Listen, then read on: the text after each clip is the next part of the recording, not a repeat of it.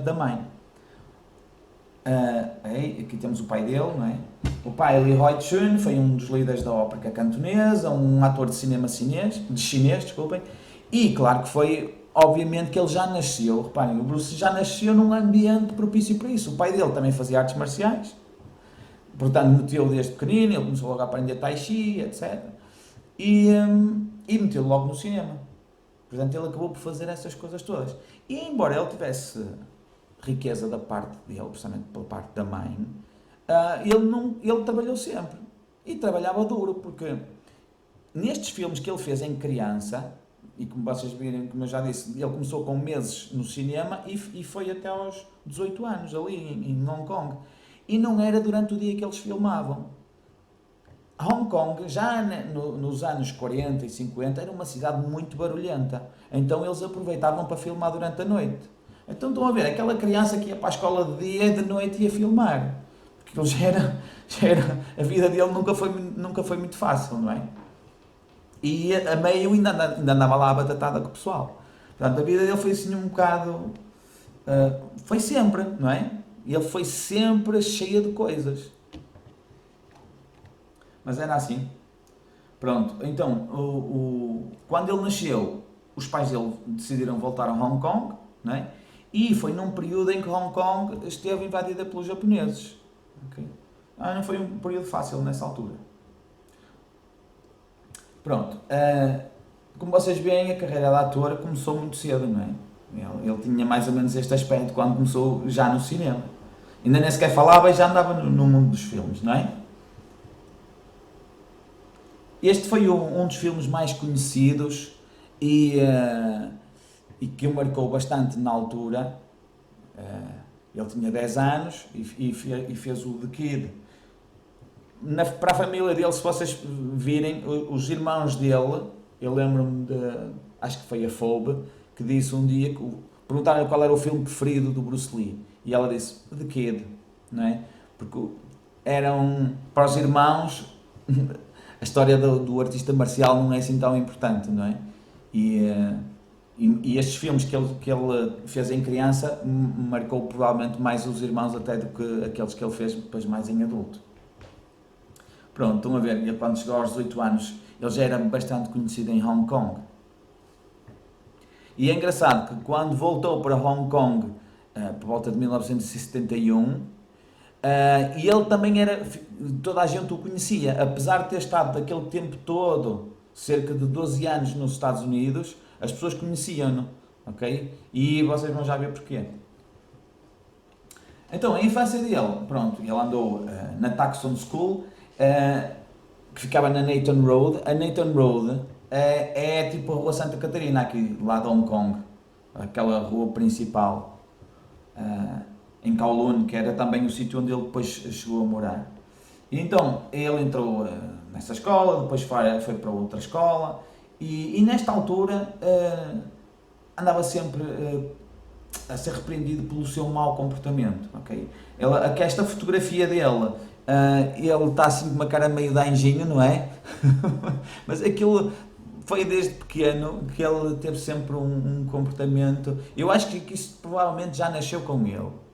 Esta irreverência toda provavelmente já nasceu com ele. Pode ter sido ajudada um bocado pelo background que ele tinha em termos familiares, mas provavelmente já terá nascido. Até porque esta coisa de fazer assim ao nariz não foi em adulto que ele a criou. Em criança ele já fazia isso. Há umas imagens de uns filmes pai, com ele com 8 anos, já, ou menos até, a fazer já esta coisa aqui ao nariz.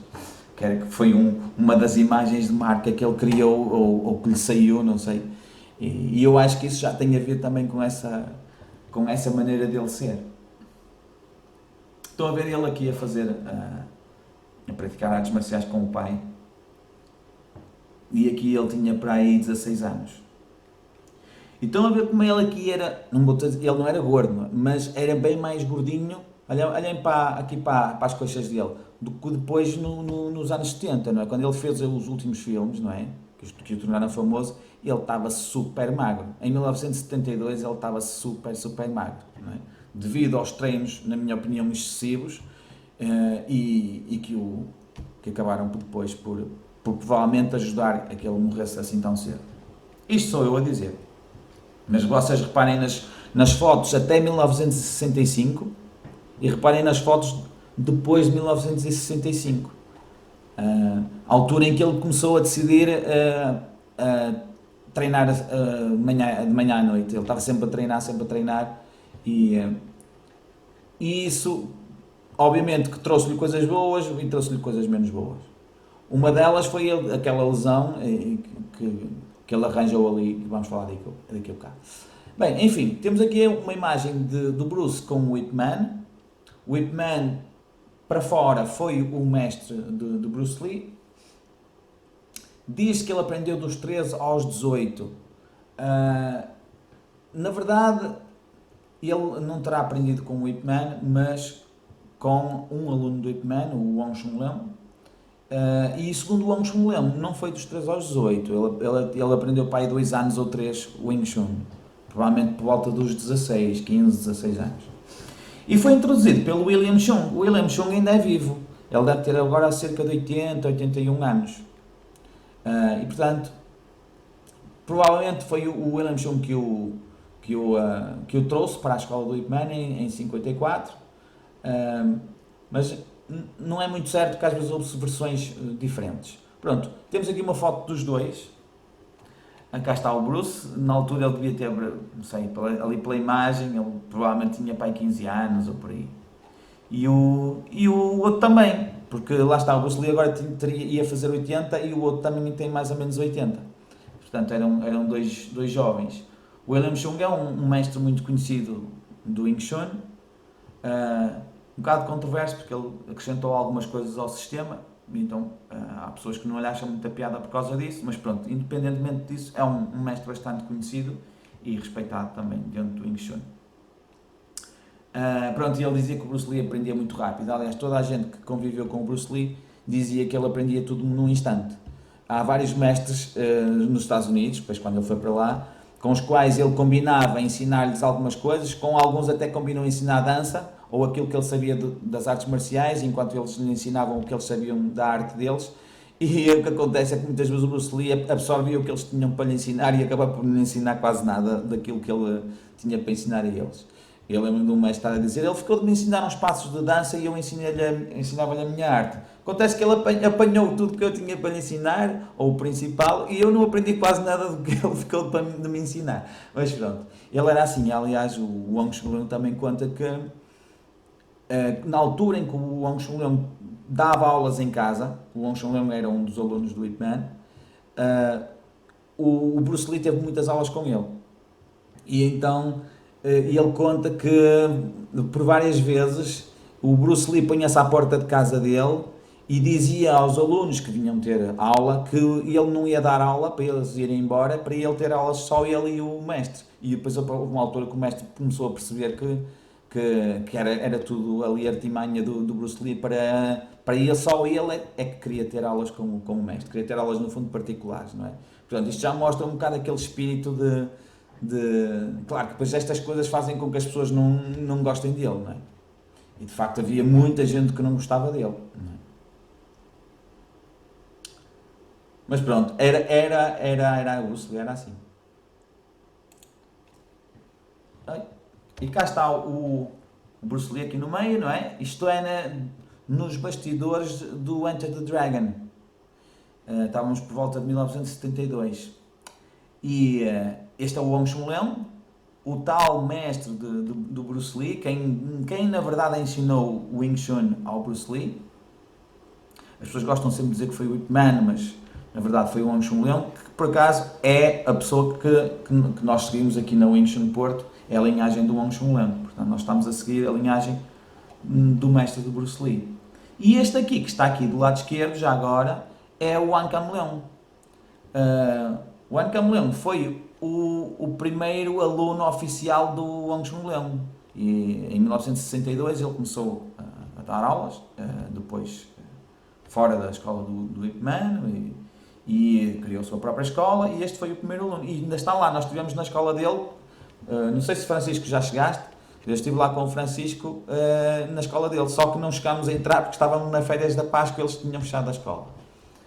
E ele ainda está lá. Ele agora, aqui não está assim, mas ele agora é conhecido por aquele senhor que anda sempre de óculos e de suspensórios. Toda a gente conhece o One Lem por causa disso. E pronto. E aqui esta foto mostra o quê? Mostra a confiança que o Bruce Lee tinha no Wang Chun Leung, porque ele pedia-lhe muito frequentemente opiniões sobre coreografias que ele fazia, artes, coisas sobre as artes marciais, não é? Eles reuniam muito e discutiam muito e ele tinha muita confiança nele e queria voltar depois a aprender o Wing Chun quando voltou para Hong Kong. Só que depois a coisa ficou por ali, não é? Como toda a gente já sabe. Então estão a ver aqui, o avô materno de Bruce era alemão, ok? Por isso ele era só 25, ele era só 75% chinês. Esta é a carta de janeiro de 1970 de Bruce Lee, estão a ver aqui em baixo? Provavelmente o resto vocês não percebem, nem eu. Mas aqui em baixo está aqui. Bruce Lee, uma carta de janeiro, olha aqui em cima, de 11 de janeiro de 1970, dirigida ao Wang Chun Leung, e na qual ele lhe agradece por tudo que ele lhe ensinou, e a partir do momento em que esta carta veio ao público, toda a gente que tinha dito que afinal ele é que tinha sido o mestre de Bruce Lee tiveram que se calar, porque na verdade o Bruce Lee diz aqui que no fundo aquilo que ele aprendeu no Wing Chun foi-lhe ensinado pelo Wang Chun Leung. Pronto, mas o Bruce Lee não foi só artes marciais, não é?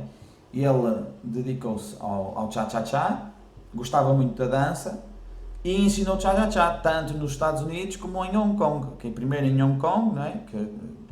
E depois quando foi para os Estados Unidos começou a ensinar lá também a par das artes marciais.